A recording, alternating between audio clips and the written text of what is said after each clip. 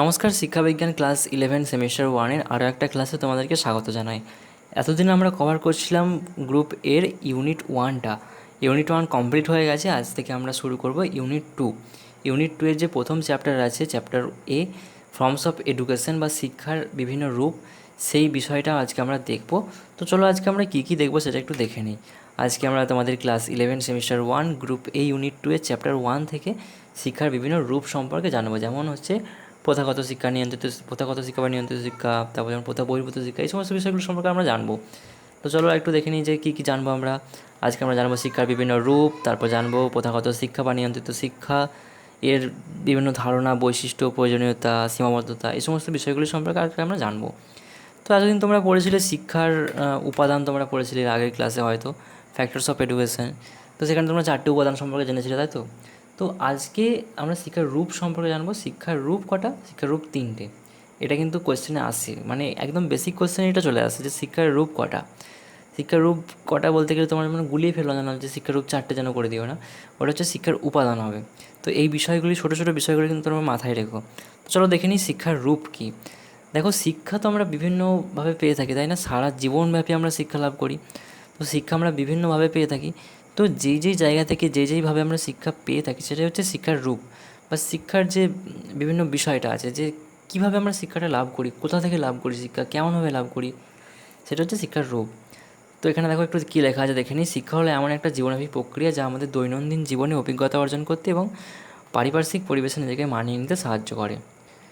অবশ্যই এটা আমরা সবাই জানি, শিক্ষার একটা জীবনব্যাপী প্রক্রিয়া, এটা আর এতটা দেখার কিছু নেই। নেক্সট হচ্ছে শিক্ষার বিভিন্ন রূপ।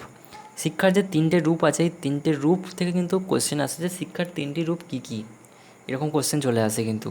তো আমি তোমাদের সাজেস্ট করবো তোমরা ইংলিশ নামটা দিয়ে মনে রাখো, কারণ ইংলিশ নামটা কিন্তু একই থাকে, বাংলা নামটা কিন্তু চেঞ্জ হতে থাকে অনেক সময়। অনেক বই বা অনেক কোয়েশ্চেনে কিন্তু বিভিন্ন অন্য অন্য নামে কিন্তু আসে।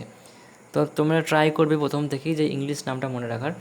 ইংলিশে কী আছে? ফর্মাল, ইনফর্মাল, নন ফর্মাল বা ফর্মাল, নন ফর্মাল, ইনফর্মাল, ঠিক আছে?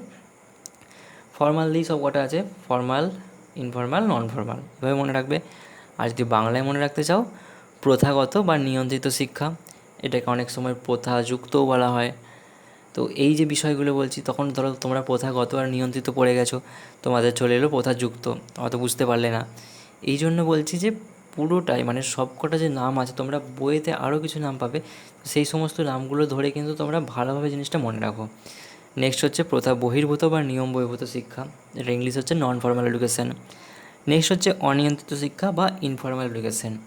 তো আমি ভিডিওটাকে খুব বড় করতে চাই না, যে 24-25 মিনিট বা 30 মিনিট হয়ে গেলো এরকম করতে চাইছি না, খুব ছোটোর মধ্যে রাখতে চাইছি। যেখানে তার জন্য আমি কী করছি, যে এই যে 3টে ভাগ আছে, 3টে ভাগের মধ্যে এই যে প্রথম ভাগটা আছে, প্রথম যে রূপটা আছে, সেটা সম্পর্কেই আজকে তোমাদের এই ভিডিওতে আমি আলোচনা করব। তো কিন্তু কিন্তু আমি কি 3টে সম্পর্কে একটু একটু করে বলে দিচ্ছি, যাতে তোমাদের বুঝতে সুবিধা হবে। যেমন প্রথাগত শিক্ষা বা নিয়ন্ত্রিত শিক্ষা বলতে কি আমরা এক কথায় বুঝবো, যে শিক্ষা একটা নিয়ন্ত্রিত জায়গার মধ্যে বা নিয়ন্ত্রিত পরিবেশের মধ্যে থেকে শিক্ষাটা গ্রহণ করা হবে বা শিক্ষা প্রদান করা হবে, সেটা হচ্ছে নিয়ন্ত্রিত শিক্ষা। যেমন একটা উদাহরণ হচ্ছে বিদ্যালয়। একদম শর্টে তোমরা মনে রাখো, নিয়ন্ত্রিত শিক্ষার একটা প্রতিষ্ঠান হচ্ছে বিদ্যালয়, ঠিক আছে? নেক্সট হচ্ছে প্রথা বহির্ভূত বা নিয়ম বহির্ভূত শিক্ষা। এটা কী হবে, ধরো যে সমস্ত শিক্ষার্থী প্রথাগত শিক্ষাটা লাভ করতে পারলো না বা কোনো রকমভাবে সেটা থেকে বেরিয়ে গেল বা পরে চাইছে যে শিক্ষাটা গ্রহণ করতে, তো কী হবে, সেটা হচ্ছে প্রথা বহির্ভূত শিক্ষার মধ্যে আসবে বা নিয়ম বহির্ভূত শিক্ষার মধ্যে আসবে। তোমরা অনেককে দেখবে চাকরি পেয়ে যাওয়ার পরে বা ধরো কোনো রকম কারোর কোনো রকম অসুবিধা হলো, সে পরে গিয়ে শিক্ষাটা অর্জন করতে চাইলো, তখন কী হয়, বিভিন্ন প্রতিষ্ঠান আছে, সেই প্রতিষ্ঠানে গিয়ে তারা শিক্ষাটা অর্জন করে। সেই সমস্ত যে প্রতিষ্ঠানগুলো, সেটা হচ্ছে যে শিক্ষা অর্জন করা হয় সেই প্রতিষ্ঠান থেকে, সেটা হচ্ছে নিয়ম বহির্ভূত বা প্রথা বহির্ভূত, মানে প্রথার বাইরে বা নিয়মের বাইরে গিয়ে, তাই তো?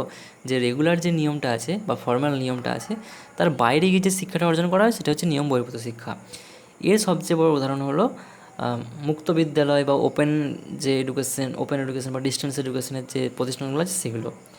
নেক্সট হচ্ছে অনিয়ন্ত্রিত শিক্ষা। কথাটা শুনেই তোমরা বুঝতে পারছো যে যেখানে কোনো নিয়ন্ত্রণ থাকবে না, যে শিক্ষা পাওয়ার জন্য বা যে শিক্ষা গ্রহণ করার জন্য কোনো রকম নিয়ন্ত্রণ থাকবে না, সেটাই হচ্ছে অনিয়ন্ত্রিত শিক্ষা। অনিয়ন্ত্রিত শিক্ষার একটা উদাহরণ হচ্ছে পরিবার, তাই তো? পরিবার হয়, গণমাধ্যম হবে বা বিভিন্ন সামাজিক মাধ্যম, ধর্মীয় প্রতিষ্ঠান, এই সমস্ত জিনিসগুলো হচ্ছে অনিয়ন্ত্রিত শিক্ষা। তো তো চলো আজকে আমরা ইন ডিটেলস একটু জেনে নিই যে প্রথাগত শিক্ষা বা নিয়ন্ত্রিত শিক্ষার বিষয়, ঠিক আছে? তো প্রথাগত শিক্ষা আমরা যেমনটা জানলাম যে এটা একটা নির্দিষ্ট নিয়ম শৃঙ্খলার মধ্যে থেকে হয়, এটা একটা সময় সাপেক্ষ বিষয়, নির্দিষ্ট একটা স্থানে হয়, আর কি হয়, যোগ্য শিক্ষক শিক্ষিকা দ্বারা প্রদান করা হয় শিক্ষাটা, তাই তো? সেই শিক্ষাটাই হচ্ছে প্রথাগত শিক্ষা বা নিয়ন্ত্রিত শিক্ষা। তো এখানে কি বলছে, শিক্ষার যে রূপটি নির্দিষ্ট নিয়ম শৃঙ্খলা ও সময়ের সাপেক্ষে বিশেষ কোনো স্থানে, বিশেষ স্থান মানে হচ্ছে বিদ্যালয় বা কলেজ বা বিশ্ববিদ্যালয়, এই সমস্ত জায়গায় গিয়ে কী হয়, যোগ্য শিক্ষক মণ্ডলী দ্বারা প্রদান করা হয়, তাকেই প্রথাগত শিক্ষা বা নিয়ন্ত্রিত শিক্ষা বলে, ঠিক আছে? বিভিন্ন শিক্ষাবিদদের সংজ্ঞা আছে, তোমরা চাইলে এগুলো দেখতে পারো। তো এগুলো থেকে পরীক্ষায় কোয়েশ্চেন আসে। তো তোমরা এইটা মনে রাখো যে নিয়ন্ত্রিত শিক্ষার যে একটা প্রতিষ্ঠান সেটা হচ্ছে বিদ্যালয়। বিদ্যালয়কে কেন্দ্র করে বা এই উদাহরণটাকে কেন্দ্র করে তোমরা একটু ভাববে, তাহলেই কিন্তু এখান থেকে যা কোশ্চেন আসবে তোমরা কভার করতে পারবে। বিদ্যালয় কী হয়, বিদ্যালয় একটা নিয়ম শৃঙ্খলার মধ্যে চলে, বিদ্যালয়ের মধ্যে শিক্ষক থাকেন, বিদ্যালয় একটা নির্দিষ্ট স্থান হয়, তাই তো? একটা শৃঙ্খলা থাকতে হয় এখানে। এই সমস্ত বিষয়গুলো যখন তোমরা মাথার মধ্যে আনবে, তখনই তোমরা কিন্তু অ্যান্সার করতে পারবে যে এটা প্রথাগত শিক্ষা বা নিয়ন্ত্রিত শিক্ষার একটা উদাহরণ, ঠিক আছে? নেক্সট আমরা দেখে নিই চলো যে প্রথাগত শিক্ষার যে বৈশিষ্ট্য আছে বা নিয়ন্ত্রিত শিক্ষার যে বৈশিষ্ট্য আছে সেগুলো কী কী। প্রথম বৈশিষ্ট্য হচ্ছে এটা বয়স নির্ভর, ঠিক আছে? একটা নির্দিষ্ট বয়স চাই এখানে প্রথাগত শিক্ষার মধ্যে আসতে গেলে। আর ধরো তোমার খুব বেশি বয়স হয়ে গেছে, তুমি সেখানে আর শিক্ষা লাভ করতে পারবে না। বা ধরো তোমার খুব অল্প বয়স, কেউ হয়েই তো শিক্ষাটা লাভ করতে পারবে না, তার একটা নির্দিষ্ট বয়স হতে হবে, তবেই সে বিদ্যালয়ে যেতে পারবে। তো এটা কী বলা হচ্ছে, এটা একটা বয়স ভিত্তিক, তাই তো? আর কী হচ্ছে, চাহিদা ভিত্তিক পাঠ্যক্রম। এখানে কী হয় যে ধরো কেউ প্রি প্রাইমারিতে পড়ছে বা প্রাইমারিতে পড়ছে, বা কেউ ধরো তোমরা 11-এ পড়ছো, সবার তো পাঠ্যক্রম সমান হবে না। শিশুদের যে চাহিদাটা আছে, যেই ক্লাস ভিত্তিক যেমন চাহিদা আছে, সেই চাহিদা ভিত্তিক কিন্তু পাঠ্যক্রম এখানে থাকে। আর কি বলছে, সুনির্দিষ্ট উদ্দেশ্য। এইখানে কী হয়, প্রথাগত শিক্ষার একটা শিক্ষার যে বৈশিষ্ট্য সেটা সুনির্দিষ্ট উদ্দিষ্ট, মানে হচ্ছে একটা শিক্ষার উদ্দেশ্য এখানে থাকে। আমরা মানে যাতাভাবে কিন্তু শিক্ষা অর্জন করি না, শিক্ষাটাকে একটা নির্দিষ্ট অনুযায়ী কিন্তু আমরা শিক্ষাটা গ্রহণ করে থাকি। যেমন ধরো তোমাদের এই শিক্ষার উদ্দেশ্যটা কী হচ্ছে, তোমাদের 11টা পাস করা বা এইচএসটা পাস করা, এটা তোমাদের উদ্দেশ্য না। তো এই যে সুনির্দিষ্ট একটা উদ্দেশ্য আছে, এটা কিন্তু প্রথাগত শিক্ষার একটা বৈশিষ্ট্য। নেক্সট হচ্ছে যোগ্য শিক্ষক দ্বারা পরিচালিত। যোগ্য শিক্ষক দ্বারা পরিচালিত মানে কী হচ্ছে, যে শিক্ষক মহাশয় তো তোমাদের শিক্ষা প্রদান করবেন। ধরো আমি তোমাদের শিক্ষা প্রদান করছি, তো আমাকে কী হতে হবে, আমাকে যোগ্য হতে হবে অবশ্যই। আমার যদি সেই বিষয় সম্পর্কে কোনো জ্ঞানই না থাকে, আমি সেই বিষয় সম্পর্কে নাই জানি, আমি কি তোমাদের শেখাতে পারবো? আমি পারবো না। সেজন্য কী হতে হবে, আমাদেরকে যোগ্য হতে হবে অবশ্যই। নেক্সট বলছে স্তর বিন্যাসে সজ্জিত। স্তর বিন্যাসে সজ্জিত মানে তোমরা দেখেছো, তোমরা প্রথমে ভর্তি হয়েছে কিসে, ক্লাস 1-এ ভর্তি হয়েছিলে, তারপরে ওখানে 1 থেকে 2, 3, 4 এভাবে তোমরা আসছো না, একটা স্তরে স্তরে আসছো, স্টেপ বাই স্টেপ আসছো। তো এই শিক্ষাটা হচ্ছে স্টেপ বাই স্টেপ আসছো। তোমরা যেমন এখন 11-এ পড়ছো, ধরো 11 থেকে তোমরা 12-এ যাবে, 12 থেকে কলেজ যাবে। তো এই যে একটা স্টেপ বাই স্টেপ তোমরা যাচ্ছ, একটা স্তরে স্তরে যাচ্ছ, প্রথাগত শিক্ষা কিন্তু এরকমই একটা স্তর বিন্যাসে সজ্জিত থাকে। নেক্সট হচ্ছে নিয়মিত উপস্থিতি। নিয়মিত উপস্থিতি মানে কী হচ্ছে, ধরো প্রথাগত শিক্ষার একটা উদাহরণ তোমাদেরকে দিলাম, বা প্রতিষ্ঠান কী বললাম, বিদ্যালয়। বিদ্যালয়ে কী হয়, বিদ্যালয়ে কিন্তু নিয়মিত উপস্থিত তোমাদের থাকতে হয়, 75% একটা অ্যাটেন্ডেন্সের ব্যাপার থাকে, তাই তো? তুমি যদি স্কুল না যাও, তুমি একদিন স্কুল গিয়ে আবার 2 মাস পর গেলে, সেরকম তো হয় না, তোমাদেরকে নিয়মিত স্কুল যেতে হয়, নাহলে তোমরা বিষয়টা বুঝতে পারবে না, এরকম ব্যাপার থাকে। তো প্রথাগত শিক্ষা হচ্ছে নিয়মিত উপস্থিতির একটা বিষয়। আর কি, শৃঙ্খলা। বিদ্যালয়ে তোমাদেরকে কী হয়, অবশ্যই শৃঙ্খলা বজায় রাখতে হয়, তোমরা তো বিশৃঙ্খল পরিস্থিতির সৃষ্টি করলে হয় না, তোমরা সেখানে শিখতে পারবে না, বা শিক্ষক মহাশয়রা তোমাদের সেখানে শাস্তির ব্যবস্থা দেন। তো তোমাদের কী হয়, শৃঙ্খলাটা কিন্তু প্রথাগত শিক্ষার মধ্যে অবশ্যই বজায় রাখতে হয়। নেক্সট হচ্ছে নির্দিষ্ট স্থান। নির্দিষ্ট স্থান কী আছে প্রথাগত শিক্ষার, বিদ্যালয় বা কলেজ, ইউনিভার্সিটি, এগুলো হচ্ছে নির্দিষ্ট স্থান। আর কি হয়, এখানে পরীক্ষার ব্যবস্থা করা হয়। তোমরা দেখবে, তোমরা কী হয়েছে, তোমরা মাধ্যমিকটা পাস করেছো, তাই না? মাধ্যমিকে এসে একটা মাধ্যমিকে ধরো তোমরা 10 থেকে বলছো, পুরো 10টা কমপ্লিট করার পর মাধ্যমিক দিয়েছো, পরীক্ষা হয়েছে। আবার এই যে 11টা পড়ছো, 11 পড়ার পর কী হবে, তোমাদের সেমিস্টার পরীক্ষা হবে। তো এখানে কিন্তু পরীক্ষা নেওয়া হয়, কিন্তু অন্য অন্য আরও যে শিক্ষার রূপগুলো আছে সেখানে কিন্তু পরীক্ষার ব্যবস্থা থাকে না। যে অনিয়ন্ত্রিত, যদি আমরা অনিয়ন্ত্রিত শিক্ষার কথা বলি, সেটা কিন্তু পরীক্ষার ব্যবস্থা থাকে না, কারণ বিদ্যালয়ের মধ্যে করছে। বিদ্যালয়ের মধ্যে তোমার কে পরীক্ষা নেবে, তোমার বাবা মা পরীক্ষা নেবে না, নেবে না। তো এটা কিন্তু পরীক্ষার ব্যবস্থা থাকে না ওখানে, কিন্তু প্রথাগত শিক্ষায় কী হয়, এটা পরীক্ষার ব্যবস্থা থাকে। এবার চলো আমরা দেখে নিই প্রথাগত শিক্ষার প্রয়োজনীয়তা কী আছে, আমরা প্রথাগত শিক্ষা কেন গ্রহণ করব। প্রথাগত শিক্ষা আমরা প্রথমেই গ্রহণ করব কি, একটা আমাদের পেশার প্রস্তুতির জন্য। আমরা ভবিষ্যতে কী হতে চাইছি, কেউ ডাক্তার হতে চাও, কেউ ইঞ্জিনিয়ার হতে চাও, কেউ শিক্ষক হতে চাও, বা কেউ আরও অন্যান্য কিছু হতে চাও, তাই না? কেউ এমবিএ করতে চায়, আরও ধরো আরও আছে ল নিয়ে পড়তে চায় কেউ, বা কেউ আরও অন্য কিছু হতে চায়। বিভিন্ন রকম পেশা আছে। তো সেই পেশায় নিযুক্ত হওয়ার জন্য কি চাই, একটা প্রথাগত শিক্ষার প্রয়োজন আছে। প্রথাগত শিক্ষা যদি আমরা গ্রহণ করি, তখন কী হবে, আমাদের একটা সার্টিফিকেট প্রদান করা হবে, ডিগ্রি প্রদান করা হবে। তো এখানে কী হয়, এই যে পেশাগুলো আছে, পেশার জন্য আমাদেরকে উপযুক্ত হয়ে গড়ে ওঠার জন্য আমাদেরকে কি প্রথাগত শিক্ষা সাহায্য করে। একটা সিস্টেমেটিক বেসে কিন্তু আমাদেরকে পড়াশোনাগুলি আমাদের মধ্যে প্রদান করা হয়। যেমন ডাক্তারি নিয়ে যদি আমরা পড়তে যাই, কী হবে, আমরা তো বাড়ি থেকেই বসে ডাক্তারি পড়তে পারবো না, আমাদেরকে প্রতিষ্ঠানের মধ্যে যেতে হবে, স্কুল কলেজের মধ্যে যেতে হবে, তবেই আমরা সেই বিষয়টা সম্পর্কে জানতে পারবো। ঠিক তেমনই ইঞ্জিনিয়ারিং বলো বা টিচার লাইনে বলো, যে সমস্ত জায়গায় বলো, তোমাদের কিন্তু একটা সিস্টেমের মধ্যে কিন্তু একটা নিয়ন্ত্রিতভাবে তোমাদেরকে শিখতে হবে। নেক্সট কী হচ্ছে, সামাজিকীকরণ আর ব্যক্তিগত বিকাশ।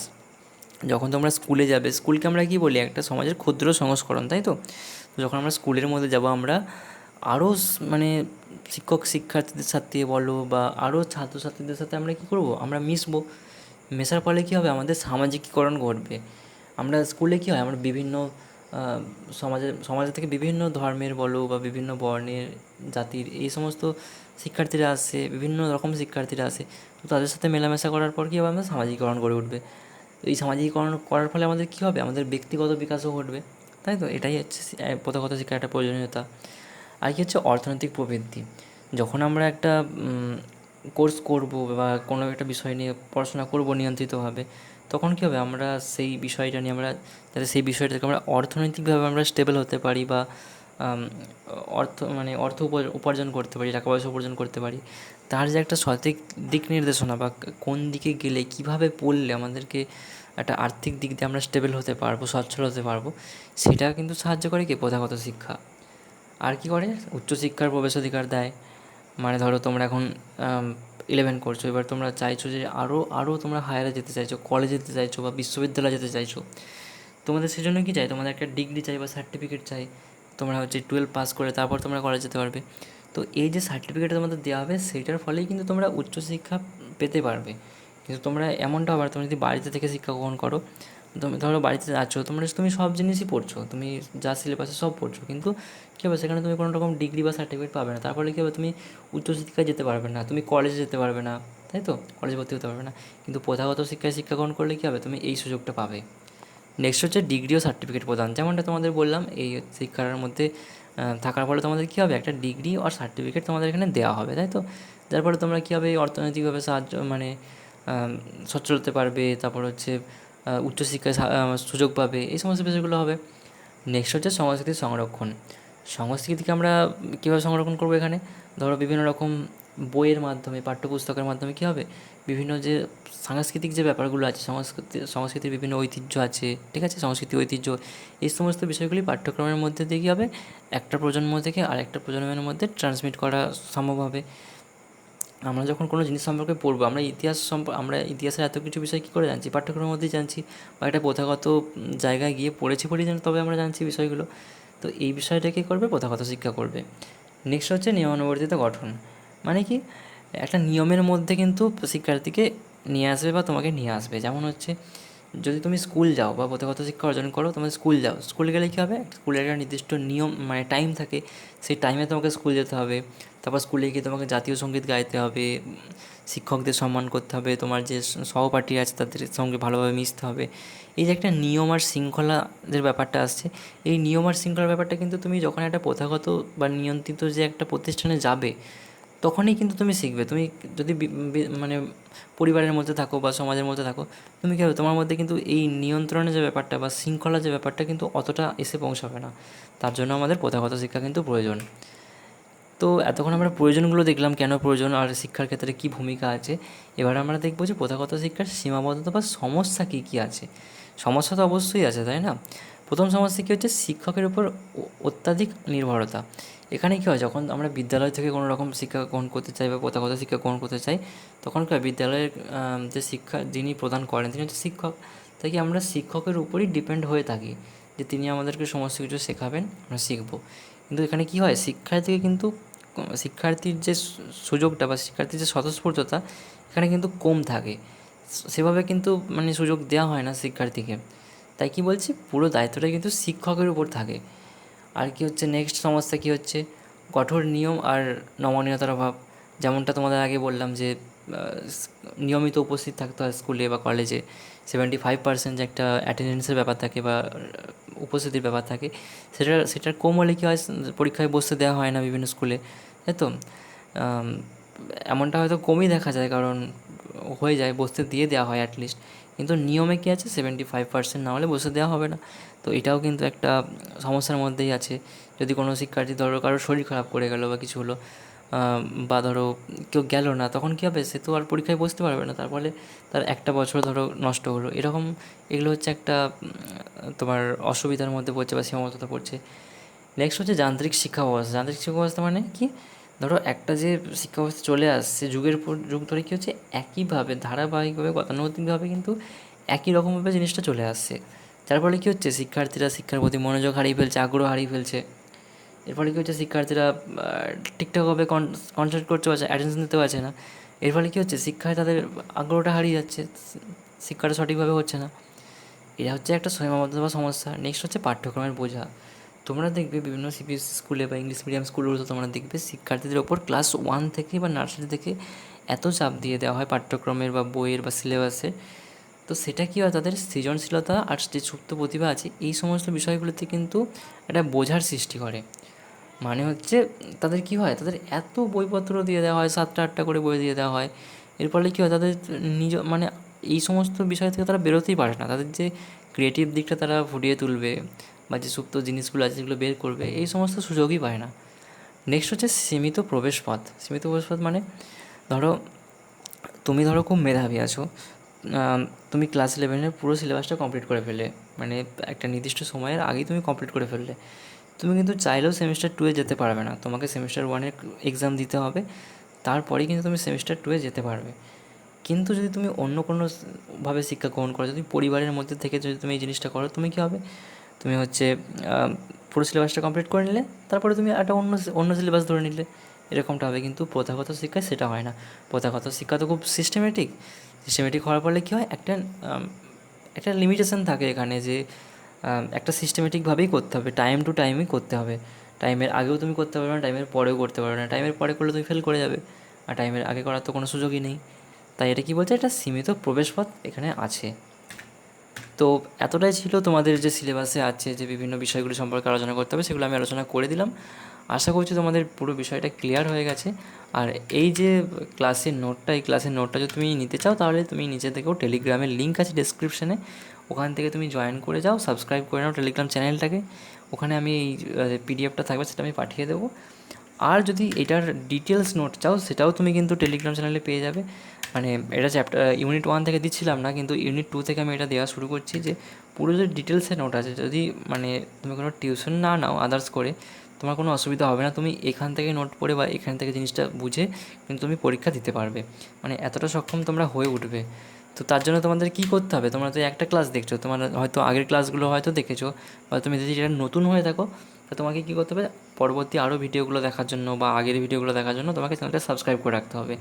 তো তুমি অবশ্যই চ্যানেলটা সাবস্ক্রাইব করে রাখো। আর এরকম ভিডিও আমি পরে পরে আরও আপলোড করব। আজকে আমি একটা সম্পর্কে বললাম শুধুমাত্র, নেক্সট আমরা হচ্ছে ইনফর্মাল আর নন ফর্মাল সম্পর্কেও আলোচনা করব। তো অবশ্যই চ্যানেলটা সাবস্ক্রাইব করে রাখো। আর কোনো রকম যদি অসুবিধা হয় তোমরা কমেন্ট করে জানাতে পারো। তো চলো, আজকের ভিডিওতে এইটুকুই, দেখা হবে পরের ক্লাসে।